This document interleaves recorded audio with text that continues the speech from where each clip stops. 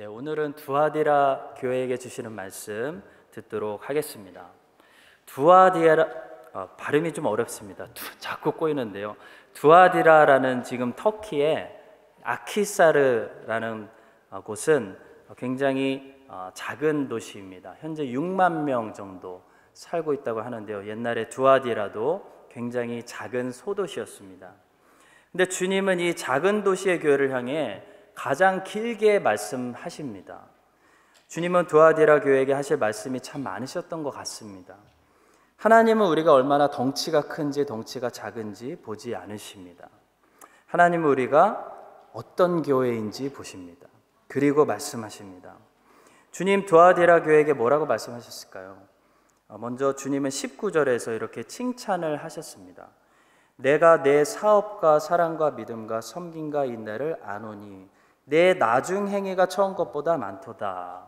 여기서 중요한 것은 나중 행위가 처음 것보다 많다라는 말씀입니다. 두아디라 교회는 시간이 갈수록 성장하는 교회였습니다. 우리가 처음 시간에 배웠던 에베소 교회와는 대조되는 교회죠. 에베소 교회는 시간이 갈수록 사랑이 식고 첫사랑을 잃어버렸다는 책망을 들은 교회였습니다. 근데 두아디라 교회는 시간이 갈수록 성장하고 있다, 나아지고 있다라는 칭찬을 받았습니다. 우리는 두아디라 교회처럼 시간이 갈수록 더 잘한다라는 칭찬을 받아야 됩니다. 더 성장하고 나아지고 열매 맺는 그리스도인들이 돼야 됩니다. 옛날에는 신앙생활 잘했는데, 과거에는 화려했는데 시간이 갈수록 차가워지면 안 됩니다. 그렇다면 무엇이 시간이 갈수록 더 성장하고 성화되고 더 열매 맺는다라는 것을 정확히 의미할까요? 그것은 신자가 자기의 노력이나 행위를 의지하는 것이 아니라 시간이 갈수록 하나님만을 더 의지해서 살아가는 것을 말합니다. 그것이 더 나아지는 나중 행위입니다. 예수님께서 12제자들을 처음 부르실 때 뭐라고 부르셨냐면 나를 따라오너라, follow me 라고 부르셨습니다. 근데 예수님은 십자가의 죽음과 부활과 승천을 앞두시고 제자들에게 명령을 바꿔 주셨습니다. 나를 따라오너라가 아니라 나의 안에 거하라, follow me에서 abide in me 라고 바꿔 주십니다. 너희들이 아무리 나와 가까이 있고 나를 따라오고 나와 동고동락했어도 너희들은 다 실패하고 만다. 그것이 너희들의 상태다. 이제부터는 너희들의 힘과 노력으로 그렇게 살려고 하지 말고 나의 안에 거해야 된다. 성령이 오시면 성령이 너희들 안에서 이제부터 너희들을 다스리실 것인데 다스릴 수 있도록 내어드리기만 하면 된다라는 것입니다. 성도 여러분, 신앙생활이라는 것은 우리가 하나님을 위해서 무슨 일을 하는 것이 절대로 아닙니다. 기독교에서 말하는 신앙생활은 하나님이 우리를 통해서 마음껏 하나님의 사역을 하실 수 있도록 우리를 내어드리는 것을 말합니다.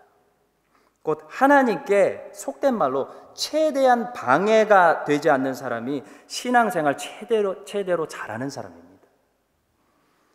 그 옛날에 성소 안에 들어가면 오른쪽에 진설병이라는 12개의 떡이 있었습니다. 그 떡은 다른 말로 하면 면전의 떡이라고 불렀습니다. 곧 이스라엘 12지파를 상징하는 이 면적의 떡은 늘 하나님 앞에 진설되어 있어야 된다는 것입니다. 곧 이스라엘은 어떤 나라냐면, 어떤 소명을 받은 나라냐면 하나님 앞에서 살아가야 하는 소명을 받은 나라라는 겁니다. 칼빈이 얘기했던 것처럼 코람데오, 곧 하나님 앞에서 살아가면서 전능하신 하나님이 하시는 일을 바라보며 하나님을 의지하며 하나님과 동행하며 하나님과 교제하는 나라, 그것이 이스라엘의 소명이었다는 것입니다. 그것이 성숙한 자의 신앙생활입니다. 아브라함은 처음에 하나님께 약속을 받고 그 약속의 성취를 자신들이 도와드려야 된다고 생각했던 것 같습니다. 그래서 하갈을 통해 이스마엘을 낳는 실수를 저지릅니다. 아브라함과 사라는 자신들이 하나님을 위해 무언가 해야 한다고 생각했습니다. 근데 하나님이 아브라함과 사라에게 가르쳐 주시고자 했던 레슨은 무엇입니까? 창세기는 뭐라고 말합니까? 하나님의 약속은 인간의 노력이 아니라 오직 하나님의 은혜로 이루어지고 오직 믿음으로만 받을 수 있다라고 가르칩니다. 하나님이 이삭을 주시기까지 아브라함에게 25년이 걸립니다. 성도님들, 하나님이 25년 동안 기다리신 것이 뭔지를 정확히 아셔야 됩니다. 하나님이 도대체 무엇을 기다린 걸까요? 아브라함이 더 충분히 깨지기를 기다린 걸까요? 우리는 흔히 그렇게 생각합니다. 아브라함의 믿음이 더 성숙해지고 사라의 성품이 더 너그러워질 때까지 하나님이 기다린 걸까요? 너희들이 믿음이 성숙해지고 너희들의 성품이 변하면 이삭 주겠다, 그겁니까? 아닙니다. 우리는 내가 변할 때까지, 내 믿음이 자랄 때까지 하나님이 나를 기다리신다라고 쉽게 생각합니다. 근데 하나님은 아브라함과 사라의 모습이 변하거나 아브라함과 사라의 믿음이 자랄 때까지 기다리신 것이 아닙니다. 하나님은 딱 한 가지를 기다립니다.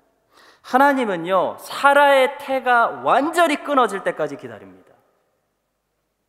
하나님은요, 아브라함과 사라가 자기 능력으로 더 이상 임신하는 것이 완전히 끊어지고 완전히 불가능할 때까지 하나님이 기다린다는 겁니다. 로마서 4장 19절이 말씀합니다. 그가 100세나 되어 자기 몸이 죽은 것 같고 사라의 태가 죽은 것 같음을 알고도 믿음이 약하여지지 아니하고 하나님을 의지했다는 겁니다. 성도 여러분, 하나님이 우리를 기다리시는 것도 한 가지입니다. 우리의 성품이 완전해지기를 기다리실까요? 아닙니다. 세상을 구했던 노아도요, 나중에 화내고 저주하는 불완전한 성품을 가지고 있습니다. 하나님은 무엇을 기다리실까요? 우리의 행위로, 내 실력, 내 능력으로 의롭다함을 얻을 가망이 완전히 끊어져서 더 이상 노력하지 않을 때까지 기다립니다. 곧 우리의 종교가 완전히 끝날 때까지 기다린다는 겁니다. 왜냐하면 종교가 철저한 실패로 끝나게 될 때 하나님의 복음이 시작되기 때문입니다. 성도 여러분, 이삭은 아브라함과 사라에게 어떤 존재였냐면 1%도 자신들의 노력으로 얻은 자식이 아닙니다. 100% 하나님의 은혜로 주신 자식이 이삭입니다. 이 자식을 통해 메시아가 오는 겁니다. 그 메시아가 와서 하는 일은 뭐냐면 세상의 종교를 끝내시고 복음으로 사람들을 구원하시는 메시아 일을 하시는 겁니다.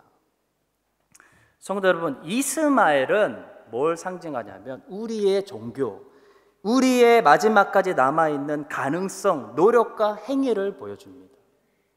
그래서 갈라디아서에서 사도 바울은 이스마엘과 이삭 이야기를 자주 하는데요, 이스마엘을 육체라고 부르고 이삭은 약속의 자녀, 은혜의 자녀라고 부르는 것입니다.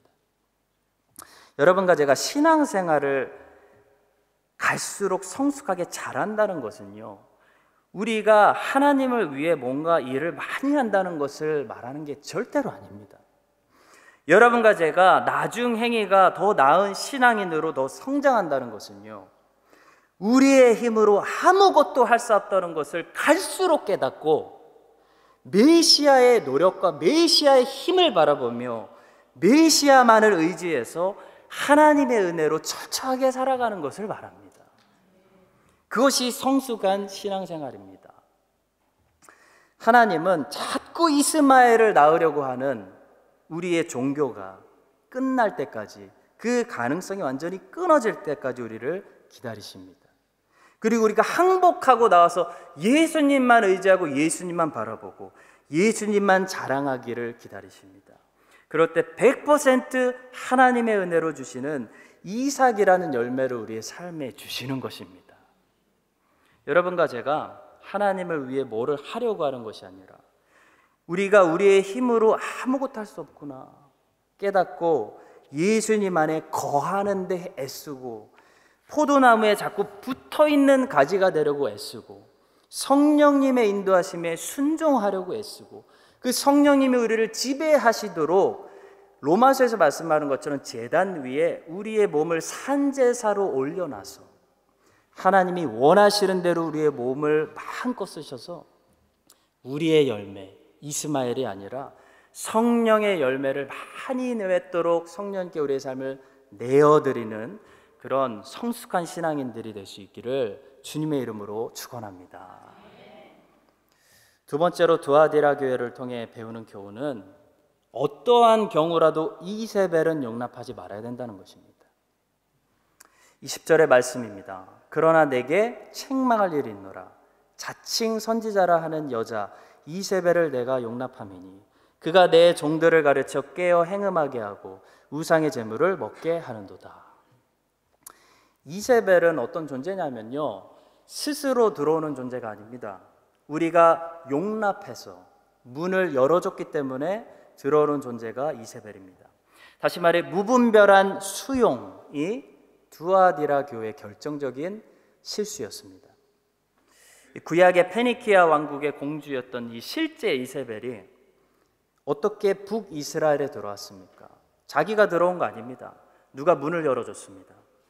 북이스라엘의 왕 아합의 아버지 오므리라는 사람이 있었습니다.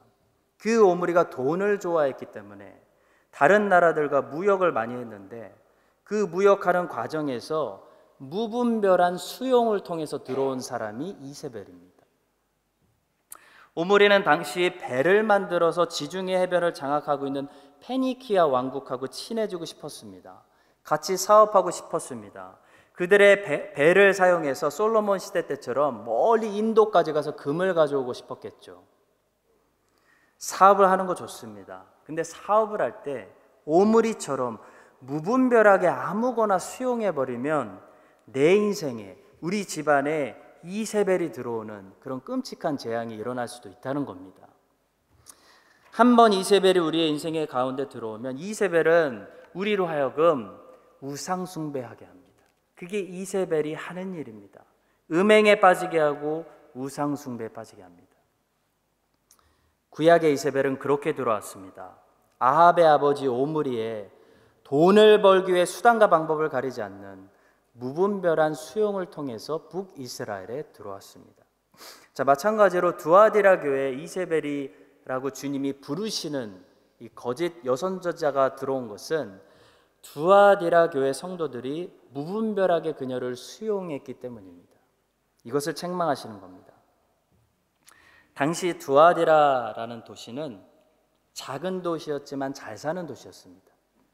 사도 바울이 2차 전도여행 때 빌립보에서 만났던 루디아 기억하시죠? 이 루디아도 이 두아디라 출신이었는데 사업을 하고 있었죠. 물감 자색옷을 만들어서 파는 사업을 하고 있었는데 사업이 얼마나 잘 됐는지 마게도냐까지 건너와서 터키에서 그리스까지 건너와서 장사를 하고 있었습니다. 사도행전 16장 14절입니다. 두아디라 시야에 있는 자색 옷감 장사로서 하나님을 섬기는 루디아라 하는 한 여자가 말을 듣고 있을 때 주께서 그 마음을 열어 바울의 말을 따르게 하신지라. 그러니까 두아디라에 사는 사람들은 오늘 말로 하면 노동조합 같은 동업조합을 가지고 있었습니다. 길드라는 동업조합을 가지고 있었기 때문에 루디아 같이 사업에 성공하는 사람들이 많았다고 합니다. 꿈이 있는 젊은 사업가들이 꿈을 펼칠 수 있는 도시가 두아디라였습니다. 그런데 문제는 이 길드 조합에 들어가면 할 수 없이 제우스의 아들인 아폴로 신전에 들어가서 제사를 드려야 했다고 합니다. 그리고 우상 숭배를 거부하면 길드에 들어갈 수 없었고 길드에 속하지 않으면 사업을 성공할 수 없었습니다. 자, 그런 환경에 두아디라 교회가 세워졌는데 어느 날 하나님께 메시지를 받았다고 주장하는 자칭 스스로 선지자가 어떤 여자가 이렇게 말하는 겁니다. 성도 여러분, 우리가 처해 있는 상황을 하나님이 이해하십니다.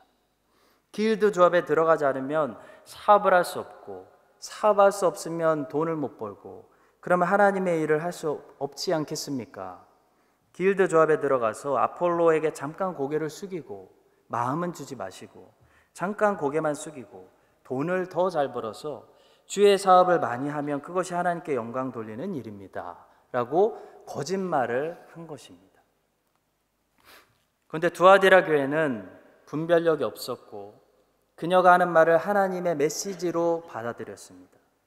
그녀를 무분별하게 수용해버리는 잘못을 저지른 겁니다. 이것이 두아디라 교회가 결국 우상숭배에 빠지고 음행에 빠져서 주님께 강하게 책망받고 있는 이유입니다. 성도 여러분, 수용이라는 것은 그 자체가 나쁜 것은 아닙니다. 그러나 무분별한 수용은 하나님 앞에 죄가 될 수 있습니다. 아브라함은 수용력이 강한 사람이었던 것 같습니다. 조카 롯을 끝까지 끌어안으려고 너그러움을 베풀고 포용력을 가지고 있었는데 사실 그것은 아브라함에게 굉장히 위험한 모험이 되었습니다.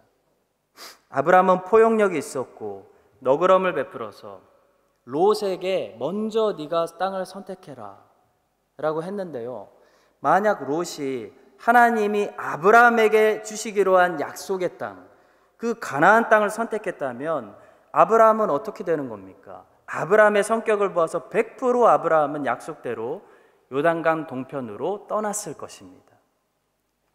물론 하나님께서는 어떻게 해서든 나중에 아브라함에게 가나안 땅을 다시 주셨겠지만 아브라함의 그 수용력 때문에, 아브라함의 너그러움에서 나온 이 선택은 사실 하나님의 말씀을 아브라함이 또 불순종할 수 있는 굉장히 위험한 선택이 되었습니다. 성도 여러분, 요즘 세상에서 어제 전도사님들과 함께 오랜만에 시티에 나갔는데 이 동성애자들을 상징인 이 가짜 무지개가 그냥 쫙 깔렸더라고요. 크라이스트처치에도. 요즘 세상에서 가장 무서운 단어가 뭡니까? 수용력, 포용력, 너그러움입니다. 포용력과 너그러움은 사실 좋은 단어죠. 긍정적인 단어입니다.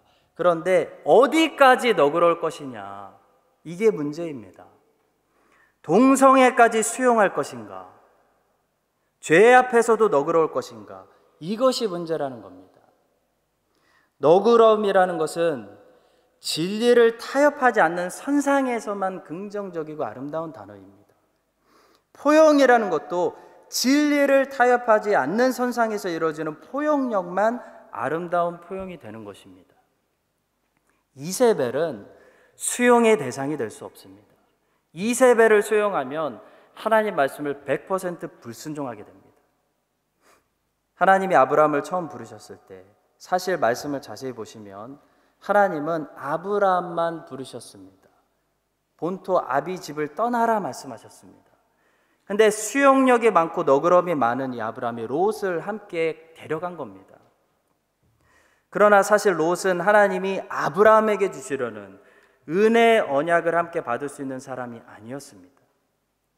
하나님은 아브라함이 롯과 결국 작별한 다음에 아브라함에게 다시 나타나셔서 가나안 땅을 주시겠다고, 왜 롯과 헤어졌냐고 책망하신 것이 아니라 가나안 땅을 주시겠다고 약속을 재확인시켜 주셨습니다. 성도 여러분, 포용하는 것은 좋은 것입니다. 너그러운 성품 아름다운 것입니다. 그러나 진리 안에서 해야 됩니다. 진리를 벗어나면 너그러움이 우리의 죄가 됩니다. 여호사밧이라는 왕은 개인적으로 보면 정말 하나님을 사랑했고 믿음이 있었던 정말 흠잡을 데 없는 왕이었습니다. 그러나 그는 너그러움으로 아합 왕을 수용했습니다. 아합 왕의 모든 가문하고 친하게 지냈습니다.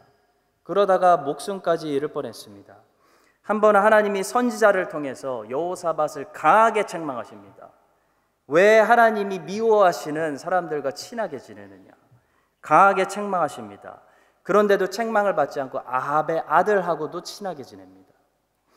그랬는데도 여호사밧이 수용하고 너그럽게 품고 친하게 지내다가 결국 아합의 딸 아달랴가 여호사밧이 열어놓은 문을 통해서 남유다 왕국으로 시집오게 되고 결국 남유다 왕국이 아달랴 때문에 바알 숭배를 시작하게 되는, 그래서 예루살렘이 심판을 받게 되는 지경까지 가게 되는 것입니다. 그렇게 훌륭했던 여호사밧이 잘못된 사람들을 무분별하게 수용했기 때문에 남유다 왕국이 여호사밧이 열어놓은 그 문을 통해서 사탄 마귀가 들어오고 바알 숭배가 들어왔다는 것입니다. 만약 여호사밧이 무분별한 수용이 아니라 진리 안에서 절제된 수용력을 가지고 있었다면 여호사밧은 아마 다윗만큼 정말 하나님 앞에서 훌륭한 왕으로 역사에 남았을 것입니다. 성도 여러분, 다윗이 칭찬할 부분이 있다면, 다윗이 진짜 끝내주는 게 있다면, 다윗은 아무에게나 너그럽게 착한 사람 대하는 사람이 아니었다는 것입니다. 다윗은 블레셋 사람들에게 골리앗을 수용하는 사람이 아니었습니다. 다윗은 악인들에게는 너그러운 사람이 아닙니다. 악인들 입장에서 보면 다윗이라는 이스라엘의 왕은 무서운 사람입니다. 다윗은 하나님을 사랑하고 하나님의 백성들을 사랑하는 좋은 목자였지 악인들에게는 무서운 사람이었습니다. 여러분과 제가 다윗 같은 사람들이 되어야 됩니다. 너그러운 성품을 가지되 그것보다 더 중요한 진리를 타협하지 않는, 진리 안에서 수용력과 포용력을 가질 수 있는, 그래서 어떤 이유로든지 이세벨은 수용하지 않고 동성애는 수용하지 않고 죄는 수용하지 않는 진리를 지키는 사람들이 될 수 있기를 주님의 이름으로 간절히 축복합니다. 세 번째로 두아디라 교회에게 주시는 말씀은 두아디라에 남아있어 이 교훈을 받지 않는 대단한 사람들이 있었다는 것입니다. 정말 멋진 사람들이 남아있었습니다. 24절의 말씀입니다. 두아디라에 남아있어 이 교훈을 받지 아니하고 소위 사탄의 깊은 것을 알지 못하는 너희에게 말하노니 다른 짐으로 너희에게 지울 것은 없노라. 주님이 더 이상 책망할 것이 없었습니다. 자, 이 대단한 사람들은 어떤 사람들이었을까요? 어떻게 거기에 살면서 이세벨을 끝까지 수용하지 아니하고 아합을 끝까지 수용하지 아니하고 동성애를 끝까지 수용하지 아니하고 주님의 말씀을 지키는 사람들이었을까요? 저는 이 사람들이 강한 사람들이었다고 생각합니다. 성도 여러분, 강하지 않으면 수용하게 됩니다. 강하지 않기 때문에 동성애 수용하는 겁니다. 크리스찬은 강한 사람들이 되어야 됩니다.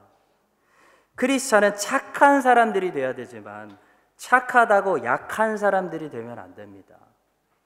착하다는 개념은 약하다는 개념이 아닙니다. 순수하고 깨끗하다는 개념도 약하다는 개념하고는 거리가 멉니다. 한번 생각해 보십시오. 이렇게 지독하게 악한 세상 속에서 착하게 살아가는 것이 쉽습니까? 악하게 살아가는 것이 쉽습니까?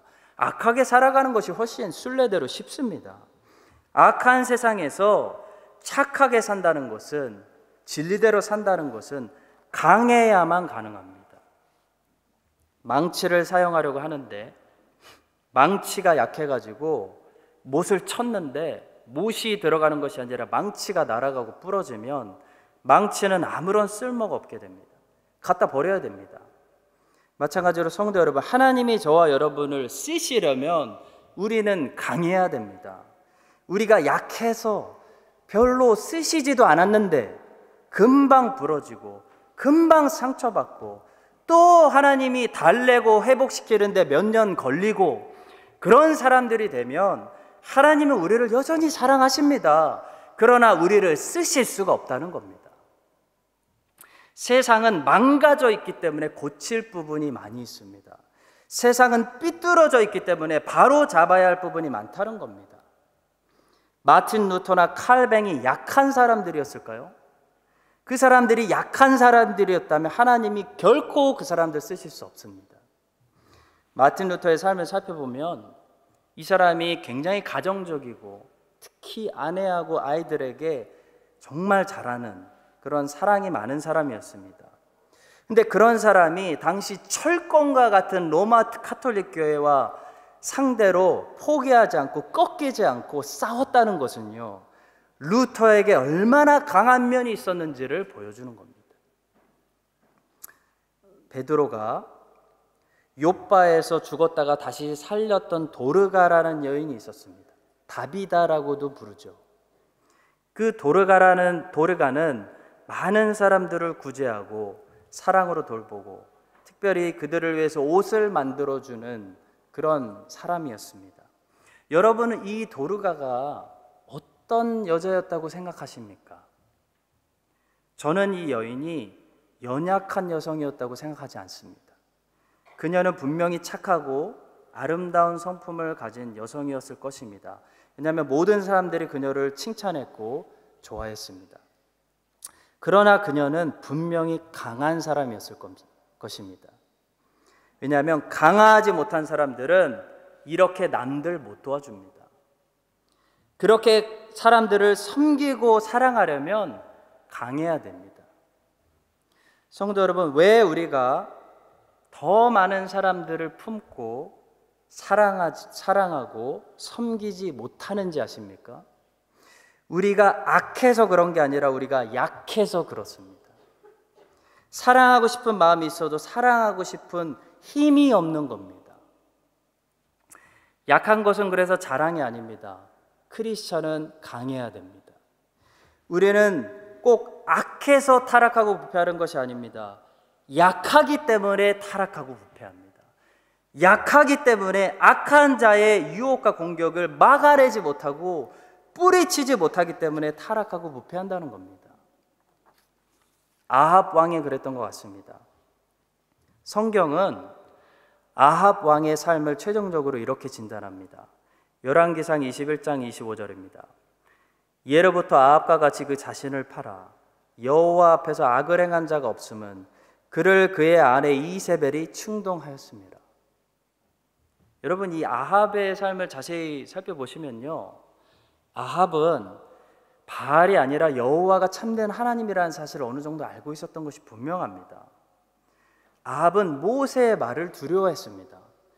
모세의 말을 두려워했기 때문에, 하나님의 말씀이라고 생각했기 때문에 나봇의 포도원을 뺏는 것조차 두려워했죠.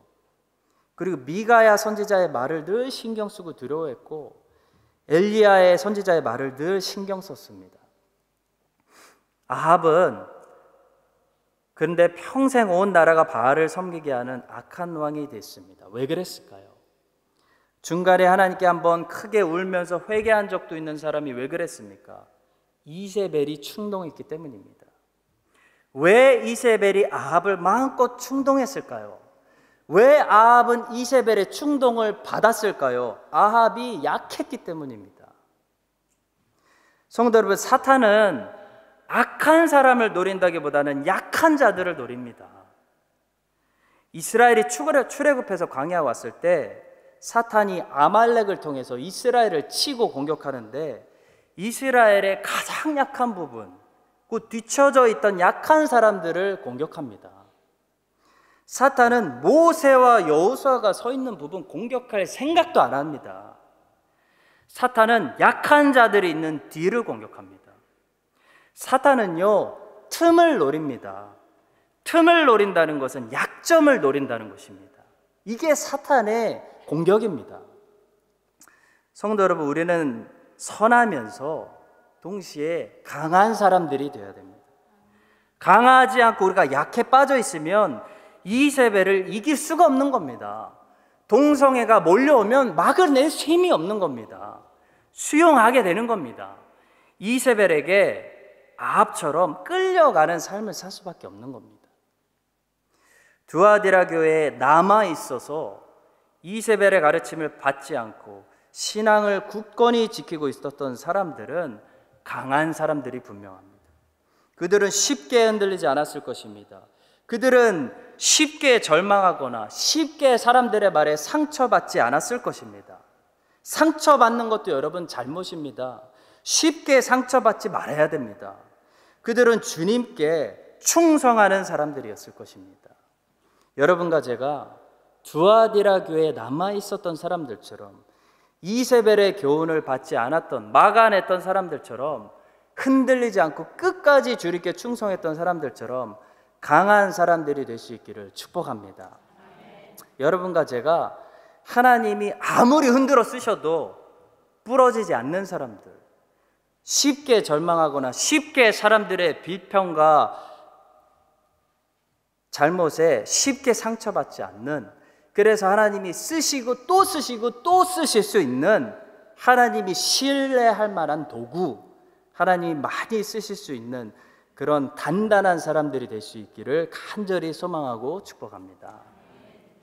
마지막으로 주님께서는 두아디라 교회에게 경고를 주시고 또 약속을 주셨습니다. 자, 먼저 이세벨의 어떤 경고였냐면, 이세벨의 유혹은 한 번 오는 게 아니라 계속 온다라는 경고입니다. 25절입니다. 다만 너희에게 있는 것을 내가 올 때까지 굳게 잡으라. 주님이 다시 오실 때까지 굳게 잡아야 된다라는 말씀은, 이세벨의 유혹은 한 번 오는 게 아니라 계속 온다. 계속 온다. 한 번 승리하는 것이 아니라 계속 승리해야 된다라는 말씀입니다. 예수님께서도 공생의 사역을 시작하실 때 40일 금식하시고 사탄을 3번 이기셨습니다. 그때 사탄이 완전히 패배한 게 아니라 잠시 후퇴한 거죠. 누가복음 4장 13절은 말합니다. 마귀가 모든 시험을 다한 후에 얼마 동안 떠나니라.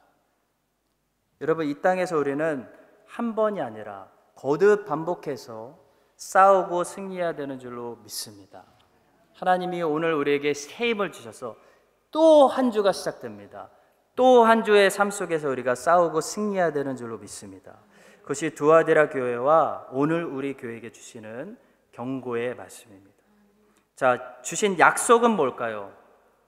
두 가지인데, 하나는 만국을 다스리는 권세를 주신다는 약속이고, 하나는 새벽별을 주시겠다는 약속입니다.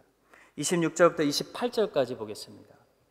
이기는 자와 끝까지 내일을 지키는 그에게 만국을 다스리는 권세를 주리니 그가 철장을 가지고 그들을 다스려 질그릇 깨뜨리는 것과 같이 하리라.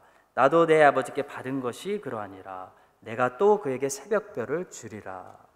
그러니까 주님은 이기는 자에게, 끝까지 충성하는 자에게 만국을 다스릴 수 있는 권세를 주시겠다 먼저 약속하십니다. 성도 여러분, 사람들은 돈을 가지면 함께 권력을 가질 수 있다고 착각합니다. 권력은 돈이 주는 것이 아니라 하나님이 주시는 것입니다. 하나님이 모든 권력을 세우기도 하시고 패하기도 하시고 가져가기도 하시고 주시기도 하십니다. 모든 권력은 하나님이 가진 것입니다. 돈이 권력을 주는 거 절대로 아닙니다. 돈 많이 가지면 파워를 얻을 수 있다고 생각하는데 다 사탄이 속이는 거짓말입니다. 하나님이 모든 나라를 다스리고 모든 사람을 다스리고 모든 역사 1분 1초를 다스리십니다. 그 권세를 하나님이 가지고 계시고 그 권세를 백성들에게 일부분 나누어 주시겠다는 겁니다. 이게 놀라운 약속입니다. 또 28절에 새벽별은 그리스도를 상징하고 있습니다. 요한계시록 22장 16절에서 주님이 직접 해석하신 말씀입니다. 나 예수는 교회들을 위하여 내 사자를 보내어 이것들을 너희에게 증언하게 하였노라. 나는 다윗의 뿌리요 자손이니 곧 광명한 새벽별이라 하시더라. 예수 그리스도가 새벽별입니다. 이기는 자에게는 다른 것이 아니라 가장 좋은 선물, 예수 그리스도가 자기 자신을 주시겠다는 것입니다. 사랑하는 성도 여러분, 예수 그리스도를 얻는 것보다 세상에 더 위대한 축복은 우리에게 없습니다. 예수 그리스도를 우리가 가질 수 있다면 우리 다른 모든 것을 다 포기할 수 있습니다. 이기는 자는, 끝까지 충성하는 자는 예수님을 알게 됩니다. 예수님을 누리게 됩니다. 주님을 먹고 마시게 됩니다. 놀라운 교제의 비밀을 빼앗기지 않게 된다는 겁니다. 여러분과 제가 끝까지 충성하는 이기는 자들이 다 돼서 하나님이 주시는 권세로 세상을 하나님의 뜻대로 다스리고, 이 말은 또한 우리를 통해 역사가 이루어지게 하신다는 것입니다. 하나님의 백성들을 통해, 돈이 있고 세상 권력을 가진 사람들을 통해 세상의 역사가 이루어지는 것 같이 보이지만 결국은 교회를 통해, 기독교 역사를 통해 세상 역사가 주관되는 것처럼 하시겠다는 겁니다. 결국 루터와 칼빈을 통해 역사가 주관되지 않았습니까? 그렇게 해주시겠다는 겁니다. 하나님이 주시는 이 권세로 세상을 하나님의 뜻대로 우리가 함께 다스리고 역사를 만들어가고 예수 그리스도를 우리가 날마다 얻는 세상에서 가장 행복하고 복된 사람들이 될 수 있기를 예수님의 이름으로 간절히 축원합니다. 기도하겠습니다. 하나님, 두아데라 교회에게 주시는 말씀을 통해 오늘 우리 교회에게 말씀을 주셔서 감사합니다. 우리 교회 30년 됐는데 시간이 갈수록 처음 행위보다 나중 행위가 하나님 앞에서 아름다운 성령의 열매를 많이 맺는 그런 칭찬 듣는 교회 되게 하여 주시옵소서. 주님, 우리가 너그러움을 가지되 진리 안에서 수용할 수 있도록 하시고 분별해서 이세벨이 교회에 들어오지 못하도록 주님의 교회를 우리가 다 함께 말씀으로 지켜나갈 수 있도록 주님 도와주시옵소서. 두아데라 교회에 남아있던 자들처럼 우리가 강한 성도들이 되게 하시고 쉽게 상처받고 쉽게 좌절하는 것이 아니라 흔들림 없이 주의 일들을 끝까지 감당할 수 있는 주님 앞에 착하고 충성된 일꾼들 되게 하여 주시옵소서.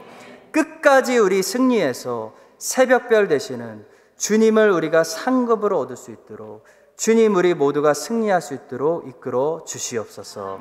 감사드리며 예수님의 이름으로 기도합니다.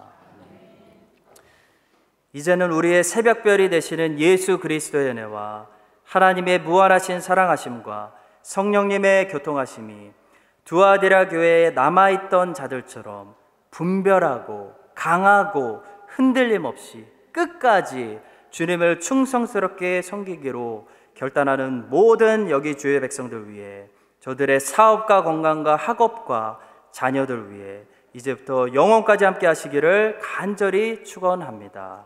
아멘.